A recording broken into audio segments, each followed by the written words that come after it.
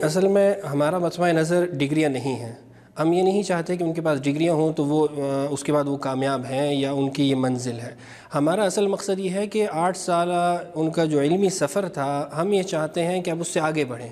وہاں سٹاپ نہ کریں، وہاں رکیں نہ، بلکہ اس سے آگے ان کے لیے اور بڑے جہاں موجود ہیں کہ ان کی تعلیم کا سفر چلتا رہے۔ اس کی وجہ یہ ہے کہ ہر چیز کی یہ فطرت کا قانون ہے کہ جب چیز کے اندر ترقی ہوتی رہتی ہے تو وہ بڑھتی رہتی ہے، اس میں پاکیزگی آتی ہے اور وہ ایک ترقی کے سفر پہ رہتی ہے،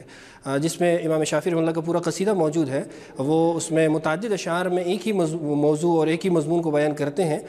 انی رأیت وقوف الماء یفسدہ ان ساح طاب وان لم یجر لم یطب، کہ میں پانی کو دیکھتا ہوں کہ وہ پانی جب ٹھہر جاتا ہے تو اس کا ٹھہرنا اس کو خراب کر دیتا ہے، جبکہ یہی پانی جب چلتا رہتا ہے تو پاک رہتا ہے اور یہی پانی جو ہے قابل استفادہ رہتا ہے۔ ایسی فرماتے ہیں والشمس لو وقفت فی الفلک دائمۃ لملها الناس من عجم ومن عرب، کہ سورج جس سے لوگ فائدہ اٹھا رہے ہوتے ہیں اور ہر ایک کو بلا تفریق فائدہ پہنچا رہا ہوتا ہے، اگر یہی سورج آسمان پہ کسی جگہ رک جائے